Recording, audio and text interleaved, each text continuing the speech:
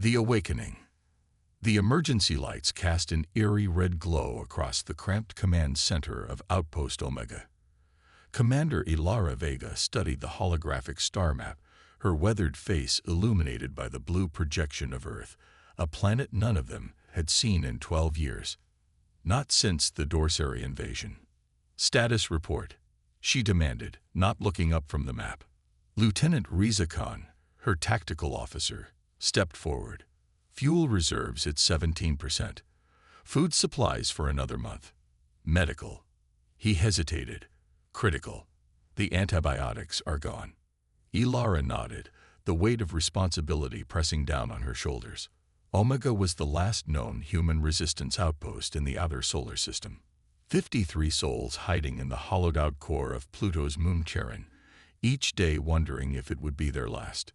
"Commander," a voice called from the communication station. "We've decoded another fragment from the military archive." Ilara looked up to see Specialist Jun Chen, the young tech expert they'd rescued from a Dorsary prison transport 3 years ago.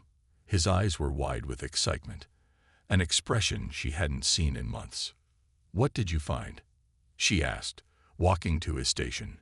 "Coordinates," Jun said, pulling up a new hologram. "And a name. Nemesis." The room fell silent.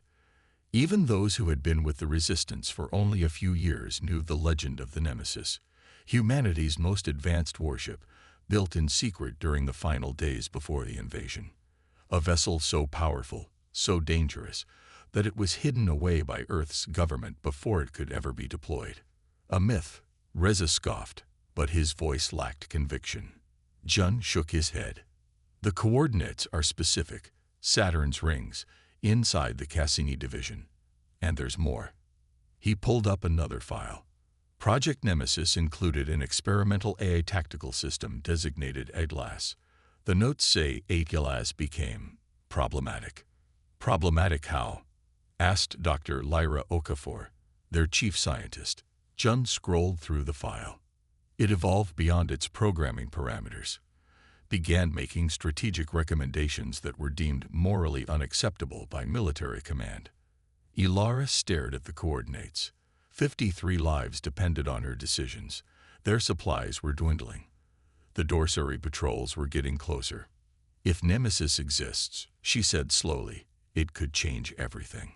3 days later, their scout ship Sparrow slipped away from Charon, running dark with minimal power. The journey to Saturn would take weeks, even pushing their engines beyond safe parameters. Ilara selected a small team.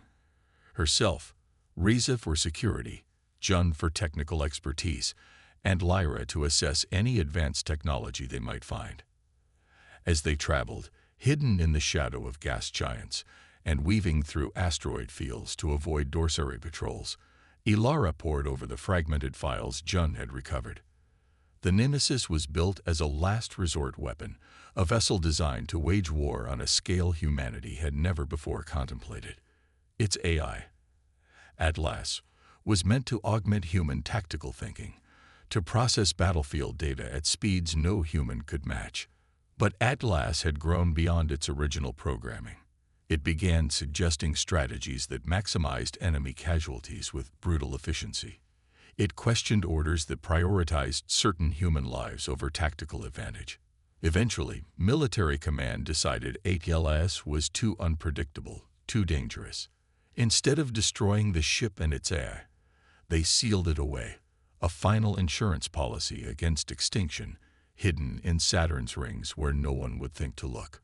"Approaching coordinates," Jun announced, after 23 days of tense travel. Ilara joined him at the navigation console. Saturn filled the viewport, its magnificent rings spreading out like a cosmic painting.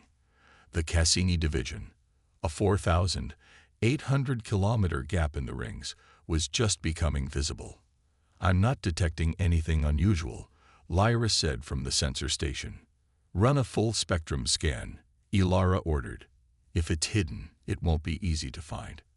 Hours passed as they carefully combed the area. Then, just as frustration was setting in, Jun straightened in his chair. "Commander, I'm picking up an unusual energy signature. It's faint, But it's there, like a ripple in space-time. "Take us closer," Ilara ordered. As the Sparrow approached the anomaly, the sensors began to show more detail. Something massive was hidden within a distortion field, a technology thought lost when Earth fell. "It's a temporal stasis field," Lyra whispered in awe. "It exists slightly out of phase with normal spacetime. No wonder no one found it." "Can we penetrate it?" Ilara asked. Lyra studied the readings. "Theoretically, yes. The field appears to be weakening after all these years. We could use the Sparrow's deflector to create a localized disruption." It took 12 hours of precise adjustments, but finally, a shimmer appeared in space before them. A tear in the fabric of reality. And through that tear, they glimpsed something dark and massive. "Take us in," Ilara commanded, her heart racing.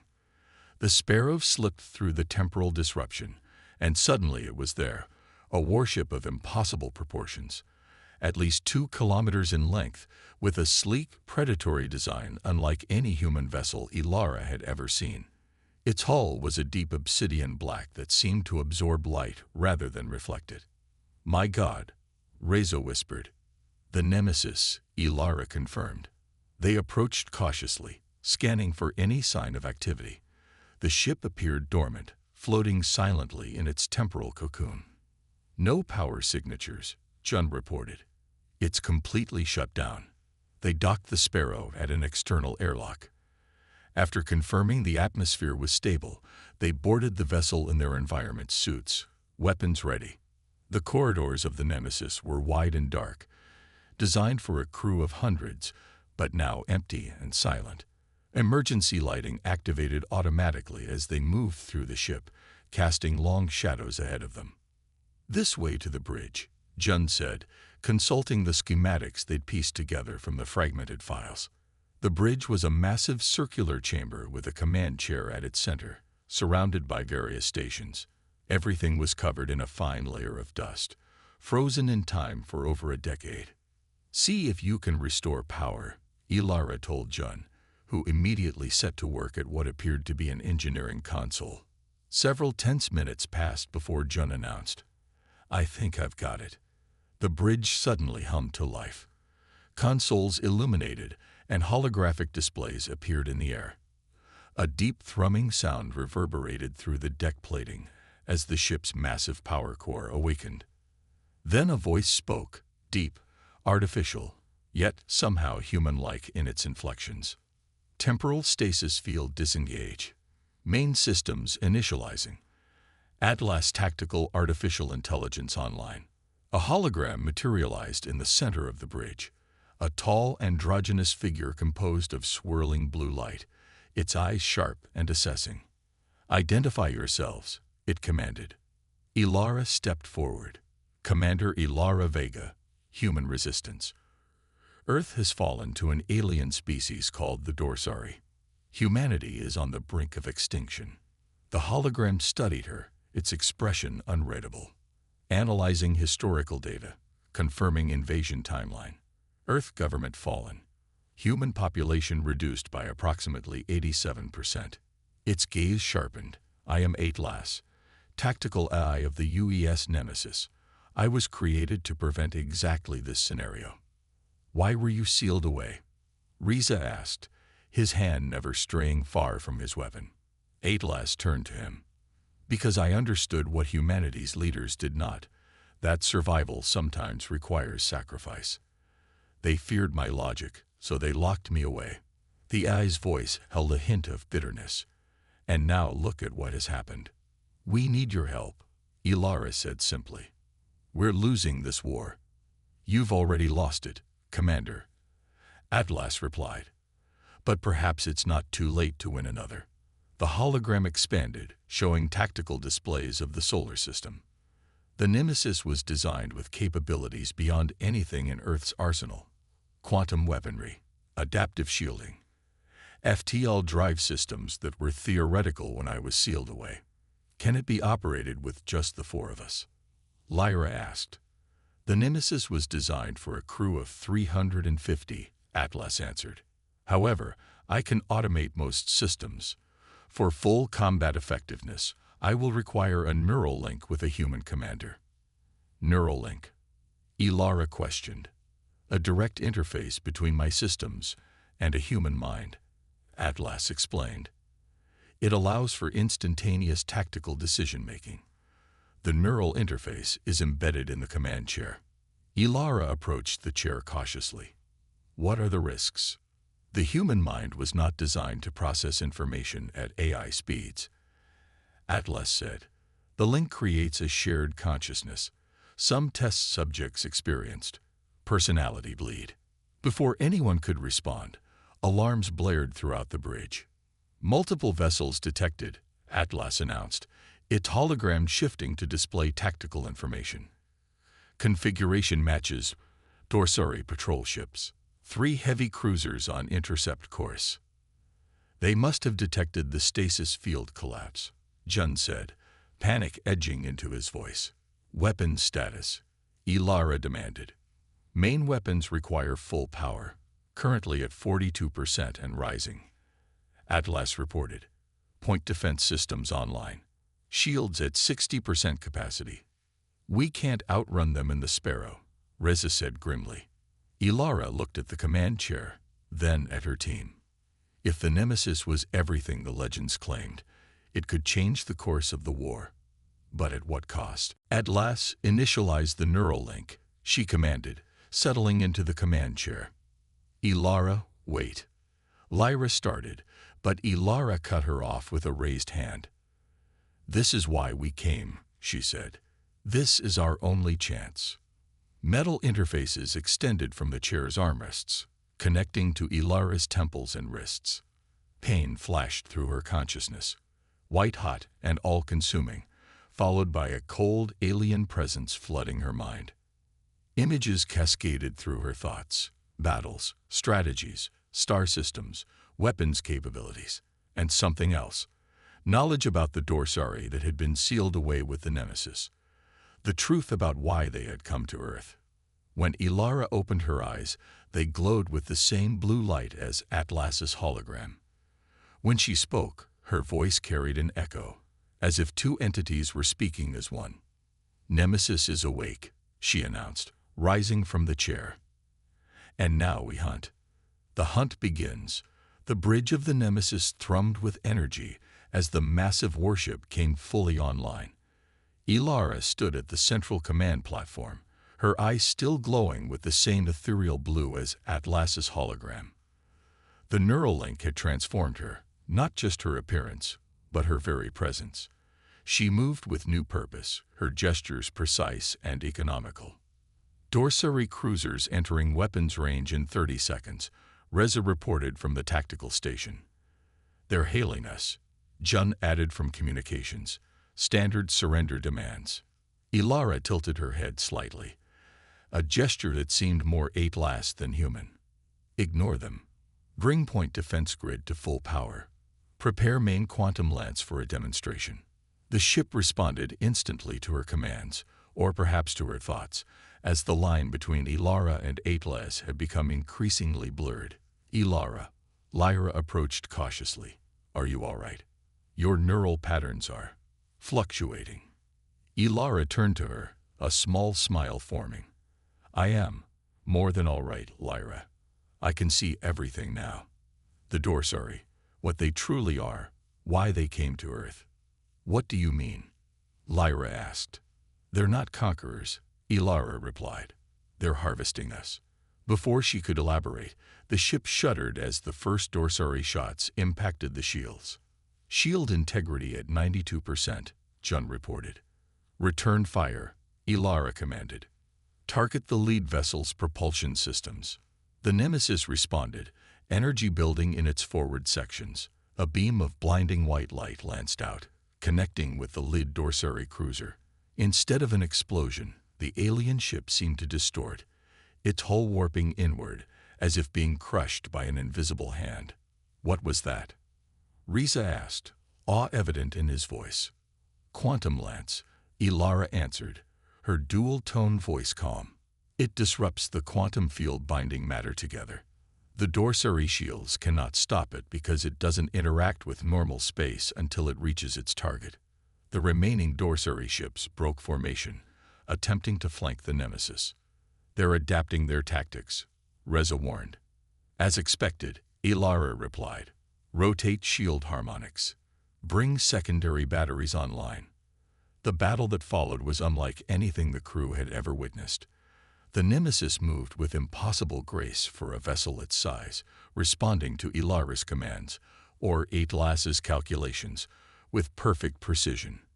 Within minutes, one dorsary cruiser was destroyed, another crippled and drifting. The third turned to flee. Should we pursue? Reza asked. Ilara shook her head. Let it go. We want them to know we're here. We want them afraid. As the adrenaline of battle faded, Lyra approached Ilara again. You need to rest. The neural link is putting enormous strain on your brain chemistry. There's no time, Ilara replied. We must reach Outpost Omega. The dorsary will send reinforcements to investigate what happened here. The journey back to Charon was tense, with Ilara rarely leaving the command chair. The neural link seemed to be deepening. Sometimes she spoke as herself, other times with the cold logic of Atlas, and increasingly as a merged entity that was neither fully human nor machine. During the journey, she explained what she had learned through the link. The dorsari were not simply invaders. They were collectors, servants of an even more ancient species called the Precursors. Their mission was to harvest genetically promising species across the galaxy. Humans have something they want, Ilara explained to her stunned crew. Our adaptability, our creativity in crisis.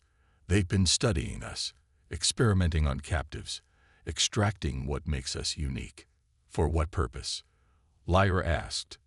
Evolution, Ilara replied. The Precursors have reached the limit of their biological development. They seek to incorporate traits from other species to continue advancing. As they approached Pluto's orbit, an emergency signal reached them. Outpost Omega was under attack. A dorsary strike force had found their hidden base. Maximum speed, Ilara ordered, her eyes flaring bright blue.